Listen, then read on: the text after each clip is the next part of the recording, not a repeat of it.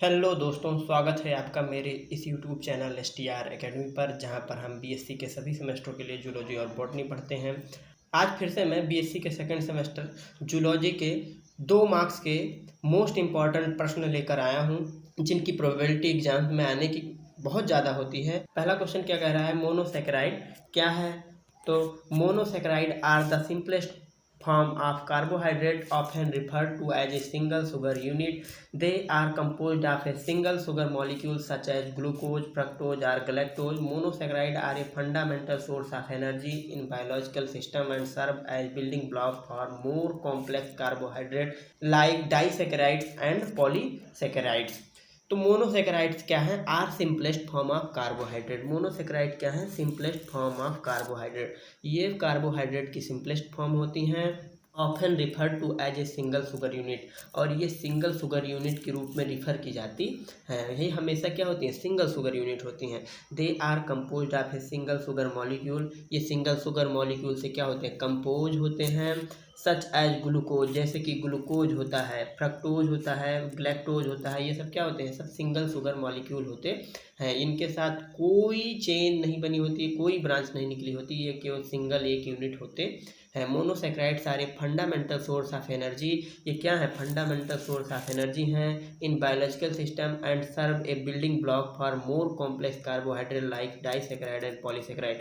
और ये पॉलीसेक्राइड और डाइसेक्राइड का बिल्डिंग ब्लॉक्स हैं। बिल्डिंग ब्लॉक्स मतलब कि बेस हैं, इन्हीं से ही कार्बोहाइड्रेट के डाइसेक्राइड और पॉलीसेक्राइड्स क्या होते हैं, बनते हैं। अगला क्वेश्चन क्या कह रहा है, पैंक्रियाटिक डाइजेशन क्या है। तो pancreatic digestion refer to the process of breaking down food in the small intestine with the help of pancreatic enzymes.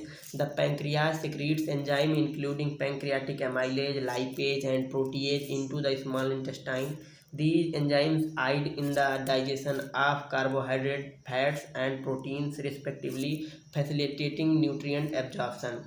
तो पैंक्रियाटिक डाइजेशन क्या है, pancreatic digestion refer to the process of breaking down food. ये क्या करता है, pancreatic digestion breaking down of food, ये breaking down of food करता है, खाने को ब्रेक डाउन करता है, कॉम्प्लेक्स मॉलिक्यूल से सिंपल मॉलिक्यूल में तोड़ता है, इन द स्मॉल इंटेस्टाइन। कहाँ पर, स्मॉल इंटेस्टाइन में, with the help of pancreatic enzyme. किसकी हेल्प से, पैंक्रियाटिक एंजाइम की हेल्प से क्या करता है, स्मॉल इंटेस्टाइन में ये फूड को क्या करता है, ब्रेक डाउन करता है।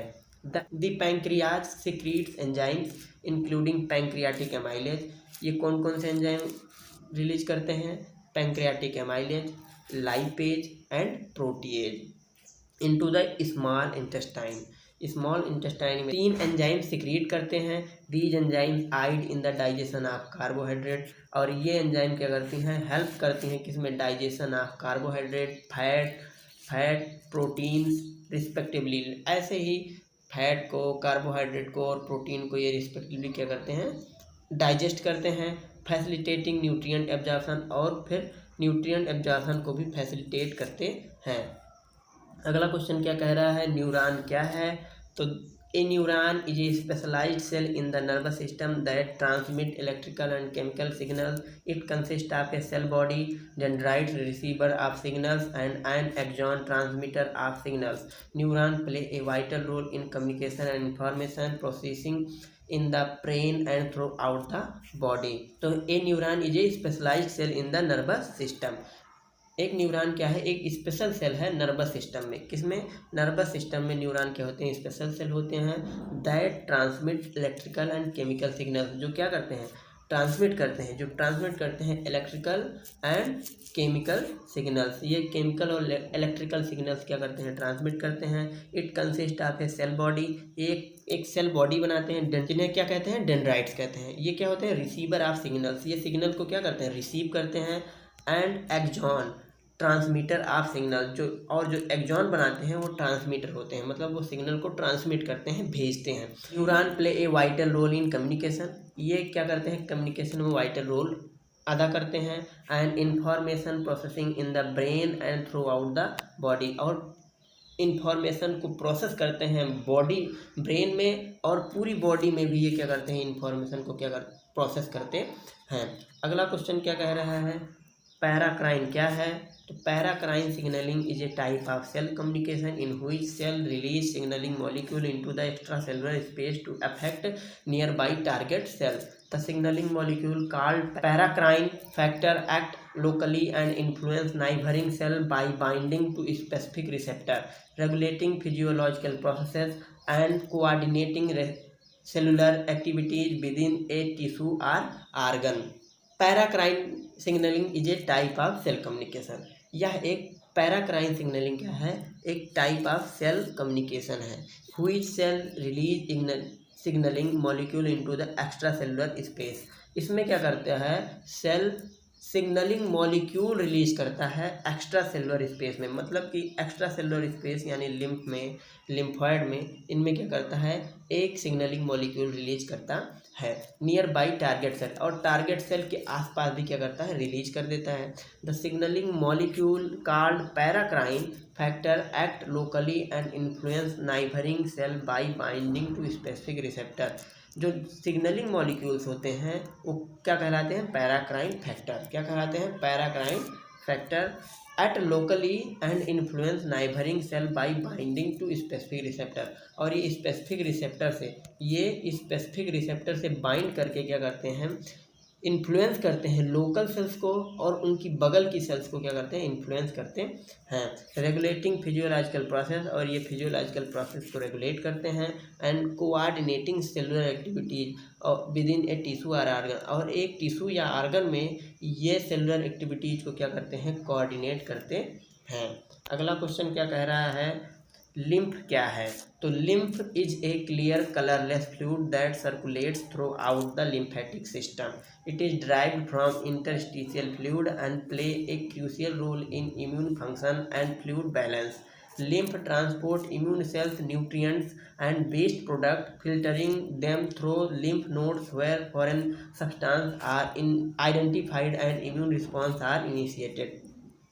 Lymph is a clear colourless fluid. क्या होते हैं, लिम्फ एक क्लियर कलरलेस फ्लूइड होते हैं, इनका कोई कलर नहीं होता.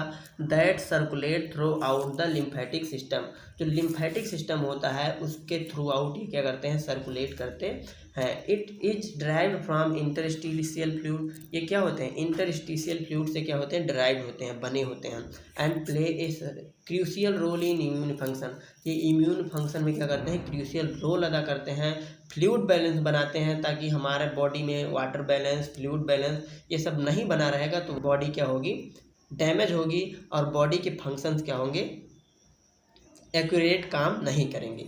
अगला है लिम्फ ट्रांसपोर्ट इम्यून सेल्स. ये इम्यून सेल्स को ट्रांसपोर्ट करता है, एंटीबॉडीज को ट्रांसपोर्ट करता है, न्यूट्रिएंट्स को, बेस्ड प्रोडक्ट्स को, और फिल्टरिंग को. जो फिल्टर हुए रहते हैं, फिल्टर बेस्ड रहते हैं उनको, और जो फिल्टर किए हुए काम के भी होते हैं उनको भी ये क्या करता है, पहुंचाता है. कहाँ पर, सेल्स के पास पहुंचाता है. Them through lymph nodes where foreign substance are identified. और लिम्फ नोड में जहाँ पर भी फॉरेन सब्सटेंस यानी बाहर का कोई सब्सटेंस जो इन्वायरमेंट से आया है हमारी बॉडी में, उनको आइडेंटिफाई करता है. And immune response are initiated. तो ये क्या कर देता है, इम्यून रिस्पॉन्स को इनिशिएट कर देता है. अगला क्वेश्चन कह रहा है कोएंजाइम क्या है. A coenzyme is a non-protein molecule that work alongside enzyme to facilitate enzymatic reaction. It acts as a carrier or donor of a specific chemical group of functional unit, enabling enzyme to perform their catalytic function. Example of coenzyme include NAD plus FAD and coenzyme Q10, which participate in various metabolic process within cell. तो coenzyme is a non protein molecule. या क्या होते हैं, coenzyme non protein molecule होते हैं. That work along side enzyme. ये क्या होते हैं, अलोंग साइड, मतलब कि ये एंजाइम के साथ वर्क करते हैं, उसके बगल में वर्क करते हैं. टू फैसिलिटेट एंजाइमेटिक रिएक्शन, और एंजाइमेटिक रिएक्शन को फैसिलिटेट करते हैं, आसान बनाते हैं. It act as a carrier. ये कैरियर की तरह एक्ट करते हैं. Donor of specific chemical groups. ये स्पेसिफिक केमिकल ग्रुप के डोनर की तरह वर्क करते हैं, कैरियर की तरह वर्क करते हैं. आर फंक्शनल यूनिट, और ये फंक्शनल यूनिट की तरह भी वर्क करते हैं. Enabling enzyme to perform their catalytic function. ये अपने कैटालिटिक फंक्शन को परफॉर्म करने के लिए इनेबलिंग करते हैं. क्या करते हैं, एबल बनाते हैं खुद को जैसे कुछ एग्जांपल्स दिए गए हैं, एंजाइम इंक्लूडिंग NADH प्लस जो कोएंजाइम है, FAD है एंड कोएंजाइम Q10, ये सब क्या है इनके दी कोएंजाइम्स के एग्जांपल्स हैं। Which participate in various metabolic process with in cells, जो कि वेरियस मेटाबॉलिक प्रोसेस में क्या करते हैं, हेल्प करते हैं। NADH प्लस क्या करता है, ग्लाइकोलिसिस में हेल्प करता है। FADH भी वही होता है। आगे क्या कह रहा है, सिनेप्स क्या है। सातवां क्वेश्चन कह रहा है सिनेप्स क्या है, तो a synapse is a junction or connection between two nerve cells. It allows for the transmission of electrical or chemical signals from a neuron, presynaptic neuron, to another neuron or target cell, prosynaptic neuron. Synapses are vital for information processing and communication within the nervous system. A synapse is a junction or connection of between two nerve cells. Synapse क्या है, दो nerve cell के बीच का क्या है, junction है। Synapse क्या है, दो नर्व सेल के बीच का जंक्शन है। It allow for the transmission of electrical और केमिकल सिग्नल्स, यह इलेक्ट्रिकल और केमिकल सिग्नल्स को अलाउ करता है from the one neuron to, यानी एक न्यूरॉन यानी प्री सिनेप्टिक न्यूरॉन से, कहाँ से, प्री सिनेप्टिक न्यूरॉन से, टू अनदर न्यूरॉन, किसी और न्यूरॉन में यानी टारगेट सेल में, यानी कि पोस्ट सिनेप्टिक न्यूरॉन में। किस पर, पोस्ट सिनेप्टिक न्यूरॉन में। Synapses are vital for information processing and communication within the nervous system. Synapse एक vital information processing unit है, क्या है, कम्युनिकेशन में within the nervous system, nervous system के अंदर ये क्या है, कम्युनिकेशन के लिए एक वाइटल इंफॉर्मेशन प्रोसेसिंग क्या होती करता है। अगला क्वेश्चन क्या कह रहा है, डीग्लूटीशन। डीग्लूटीशन क्या है, तो deglutition also known as swallowing is the process of moving food or liquid from the mouth to the stomach. It involves a coordinated sequence of muscular coordination and relaxation, starting with voluntary oral phase followed by voluntary pharyngeal and esophageal phases, ensuring safe passage through the digestive tract. तो डीग्लूटेशन क्या है, डीग्लूटेशन also known as swallowing। जब हम भोजन को निगलते हैं तो उसे ही क्या कहते हैं, swallowing। तो डीग्लूटेशन क्या है, भोजन को निगलना ही डीग्लूटेशन है। Is the process of moving food or liquid from the mouth to stomach. ये क्या है, एक प्रोसेस है जो माउथ से स्टमक तक फूड जब मूव करता है तो उसे ही डीग्लूटेशन कहते हैं। It involves A coordinating sequence of muscular contraction. यह एक कोऑर्डिनेटिंग सीक्वेंस है जो मसल के कॉन्ट्रैक्शन को दिखाता है। And relaxation starting with voluntary oral phase, और यह रिलैक्सेशन भी है कहाँ का, वॉलंटरी ओरल फेज का। जो हमारी ओरल फेज मसल्स हैं उनके रिलैक्सेशन और कॉन्ट्रैक्शन कोऑर्डिनेट करता है, फॉलोड बाय इनवॉलंटरी फेरेंजियल और ईसोफेगल फेज। और जो हमारी इनवॉलंटरी फेरेंजियल और ईसोफेगल फेजेज हैं उनके साथ क्या करता है, साथ ही कॉन्ट्रैक्ट करता है voluntary oral phase, ensuring safe passage through the digestive tract. और ये इंश्योर करते हुए कि जो डाइजेस्टिव ट्रैक्ट में फूड जा रहा है वो क्या है, सेफ है।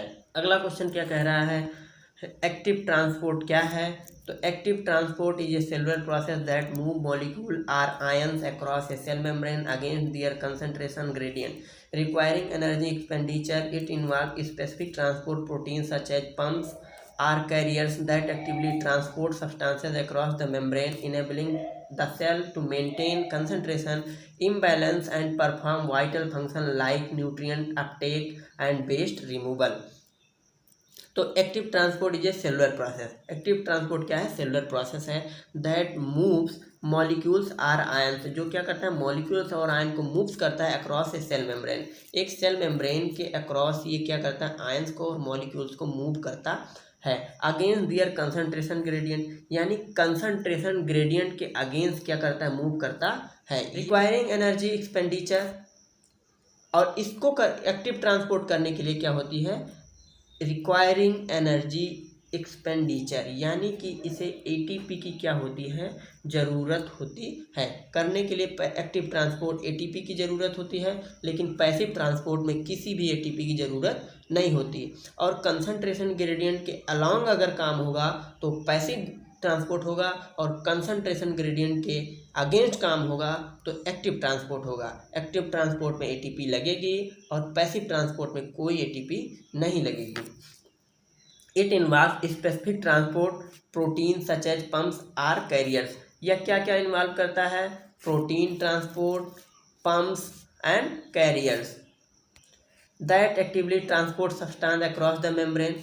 और जो भी सब्सटेंस एक्टिवली ट्रांसपोर्ट किए जाते हैं इन सब को ये मेम्ब्रेन के अक्रॉस क्या करता है? ट्रांसपोर्ट करता है। Enabling the cell to maintain concentration imbalance and perform vital function. और ये मेंटेन करता है क्या? कंसंट्रेशन इम्बैलेंस, जो कंसंट्रेशन का इम्बैलेंस हुआ रहता है उसको मेंटेन करता है। परफॉर्म वाइटल फंक्शन, और ये वाइटल फंक्शन को परफॉर्म करता है like nutrient uptake and waste removal. ये न्यूट्रिएंट को क्या करता है? अपटेक करता है, ग्रहण करता है, और वेस्ट को क्या करता है? रिमूव करता है। अगला क्वेश्चन क्या कर रहा है? Diabetes mellitus. Diabetes mellitus is a chronic metabolic disorder characterized by the high blood sugar level due to the impaired insulin function. Type 1 diabetes result from autoimmune destruction of insulin producing cells, while type 2 diabetes is caused by insulin resistance। Diabetes mellitus क्या है? तो diabetes mellitus is a chronic metabolic disorder. ये क्या है? Chronic metabolic disorder है characterized by high blood sugar. जब हमारा blood sugar high हो जाता है, हमारे ब्लड में शुगर लेवल हाई हो जाता है, तो हम उसे क्या कहते हैं? डायबिटीज कहते हैं। Due to impaired insulin function, insulin के गलत फंक्शन की वजह से क्या हो जाता है? हमारे ब्लड में शुगर लेवल बढ़ जाता है।